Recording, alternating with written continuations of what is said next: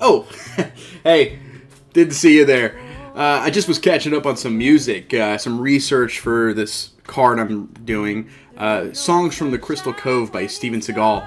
Don't worry, it was much worse before this. I got stuck watching A Good Man, Hard to Kill, and Against the Dark. So, why was I subjecting myself to this Steven Seagal-centered torture? Well, in case you don't know, Anderson Silva, one of the greatest middleweights ever, trained with him. So, let's go over what is considered to be Steven Seagal's biggest contribution to MMA ever, as we take a look at UFC 126. UFC 126 took place on February 5th, 2011 at the Mandalay Bay Event Center in Las Vegas, Nevada. Managed to rake in $3.6 million at the gate, and it also got 725,000 pay-per-view buys. And, we still had the golden team of Joe Rogan and Mike Goldberg on commentary. So, on the prelims, we saw some mega boy-related names and some interesting debuts.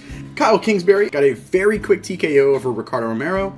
Paul Taylor, a mega boy candidate, got this nasty head kick KO over Gabe Rudiger. Mighty Mouse fought Kid Yamamoto on the prelims, and it's awesome. Especially the significance of that fight, because it kind of feels like a passing of the torch. Chad Mendes made his UFC debut with a decision win over Michihiro Omigawa. Finally, Donald Cowboy Cerrone himself. He makes his UFC debut in a pretty great fight and win over Paul Kelly. So, first on the main card, we had this really dope debut for the channel. A man I'm just going to go ahead and induct into the Hidden Hammers, Miguel Torres. And he's taking on Retro Review alum Antonio Benuelos. Torres is extending his arms, almost Jon Jones-esque, with his fingers extended while raising his shoulder to protect himself from overhand rights. Benuelos is trying to do what he can to get in, but he just doesn't have the head movement to make it happen.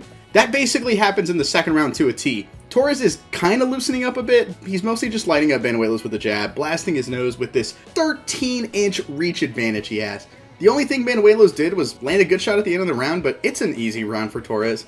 Final round, more of the same. Some spurts of aggression from Benuelos to make anything happen. Torres moved to working with TriStar here, and you can kind of see it in his style. None of these shots are looking to kill. They're more so looking to, win by like death of 1,000 cuts kind of thing. But this is an easy fight for Miguel Torres, who wins by unanimous decision. And I'm going to score this a pretty easy 7 out of 10. Let's go with that. I like both guys, honestly, in this fight. And it was such a mismatch, though, on the feet, and I wanted to see more than just straights and circling from Torres, admittingly. Especially from a guy who is mega exciting in WEC. Next up, we have Jake Ellenberger, a guy who I think I could probably in the future induct into the Hidden Hammers.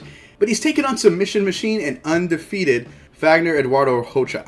So out the jump, Ellenberger lands a beautiful step-in left hook into a takedown, but it's reversed instantly by Rocha, who tries to work in the clinch, but gets tossed to the mat. Then Rocha reverses and just dominates on top with his jiu-jitsu.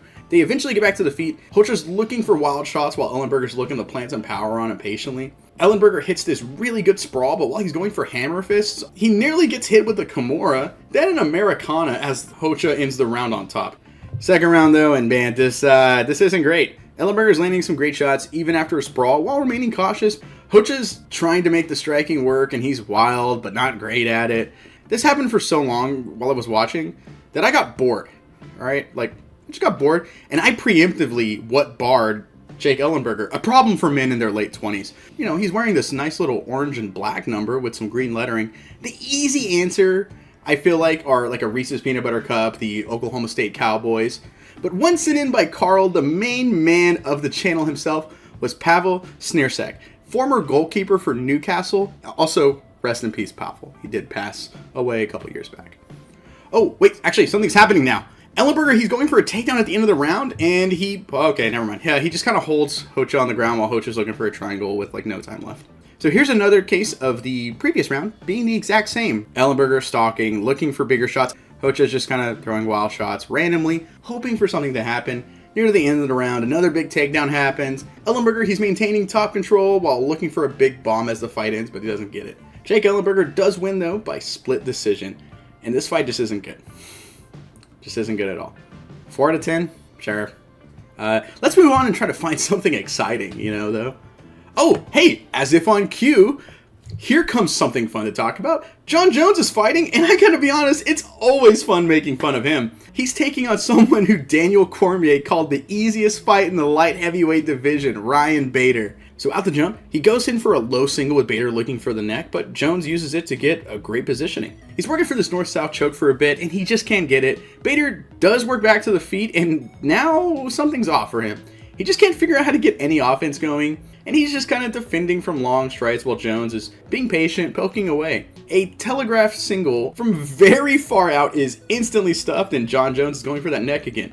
Bader does try to escape. Jones jumps over him to take the back clinch. Bader goes for the Sakuraba Kimura, but he ain't that slick. And he ends up on his back while Jones is ready to unleash elbows.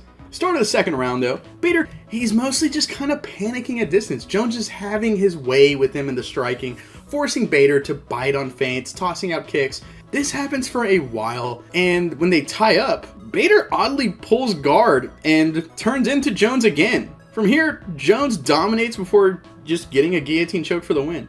Then Dana White comes in, and he tells Jon Jones in front of everybody that his training partner at the time, Rashad Evans, is hurt, and that they want him to step up and face Shogun Rua for the light heavyweight title.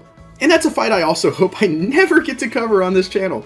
But you know what? Honestly, for the score of this fight's really one-sided, and the side losing was just mentally broken pretty quickly. He just kind of gave up in there. I'm going to give it a 5 out of 10, I guess. If you're a Jones fan, I can actually see you like really enjoying this one if you're a Jon Jones fan. I'm not a Jones fan, obviously, and I'm not a Bader fan, honestly, for that matter. But I don't know, I just kind of found it to be lacking, despite, honestly, a fantastic performance by Jon Jones here. Next up, we have a co-main event and a huge retro review debut in Tough One winner, Forrest Griffin. He's taking on an alum to the series, Rich Ace Franklin. Both dudes are tossing out strikes until a collision of kicks leads to Forrest getting Franklin to the mat. So for the rest of the round, Forrest, despite being a pretty good grappler, he's having some trouble getting out of Franklin's guard. So he just kind of drops short elbows and punches to stay busy from top position. It's not great damage, but it's working and it's adding up. Now in the second round, they're both kind of letting the kickboxing get loose. So Forrest goes for a takedown, gets a clinch, and he does drag Franklin to the mat.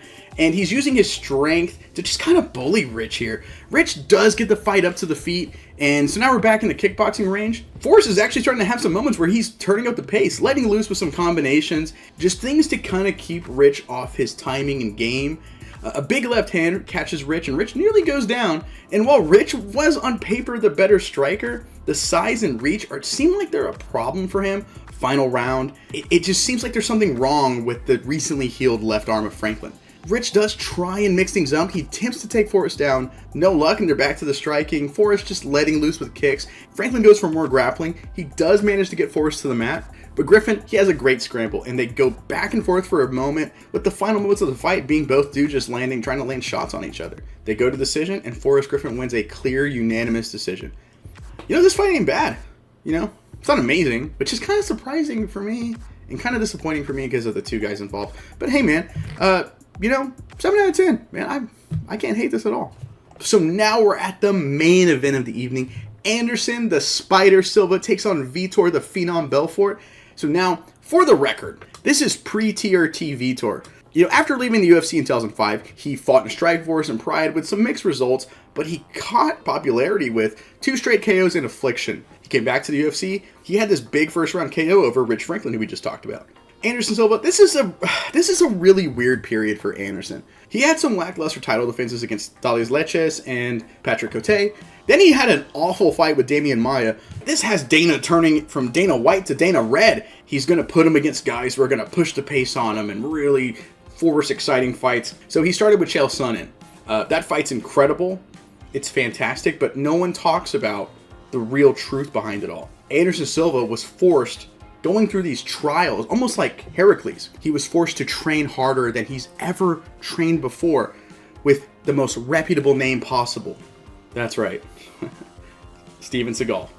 Fight opens up, and for 2.5 agonizing minutes, they just look at each other. Anderson tries to move in with wild feints, Vitor kind of moves away, and there really isn't nothing going on except for maybe like 2 low kicks. Finally, Vitor moves in with a good punch combination that does land a little bit.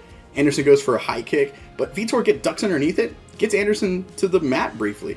Then Vitor goes for this blitz with alternating punches. Anderson avoids them all, and they reset in the center. Suddenly, a snap kick goes right up the middle, lands clean on the face of Vitor. Vitor hits the mat, some follow-up punches seal the night. Anderson Silva wins by a spectacular, just iconic KO. Anyways, I give this fight a 7 out of 10. Just watch the highlight reel, honestly. This fight isn't great. Entertainment-wise, this fight's a 4. But in terms of significance, the iconicness, or whatever the word is, how iconic the finish is, the KO, the imagery, it's a 7, I think. Which I feel like I'm being a little harsh on, but the fight just isn't good. Like, it isn't good before the kick. But, so what are my thoughts on this whole card? Yeah, it's not very, it's just not very good. It's fine, I guess. But even then, I feel like I'm being a little easy on it. Overall, I think I'll give this card a 6 out of 10. People only talk about this card for 2 reasons, right? Jon Jones getting his title shot, which kind of started the legend and reign for him. And the front kick. I think both moments have a place in MMA history. And this card isn't good on top of that. I mean, the undercard's actually really fun, I think, but the card as a whole isn't, much to talk about. Like, if I paid money for this, I'd be kind of bummed. But that's it for me. If there is a card you want me to cover, go down, join the Patreon. You can request a card for me to review on the Retro Review series. I'll cover basically anything I can get my hands on. Pride, WEC, Strikeforce. Strikeforce is always fun. Bellator, if I can get my hands on it. Some people have even made like weird suggestions of things that they might request, and yeah, I can do it if I can get my hands on it. That's my mentality. Pancrase would be sweet too. Also, check the playlist out for the Retro Review series as a whole. I love doing these, right? Like, I basically get an excuse to be a clown on camera, try and make you guys laugh and joke around, while also getting to talk about the sport I love and the historical significance of things in between light trolling and joking. And it's really fun, so I love doing them. I love the support we do get. But hey, who knows? Maybe you've missed one. Maybe you love the series and you just missed one. Or there's a card you want me to do and you didn't know I've already done it. Huh? And if you do want to see more of me, and listen, no one's going to blame you.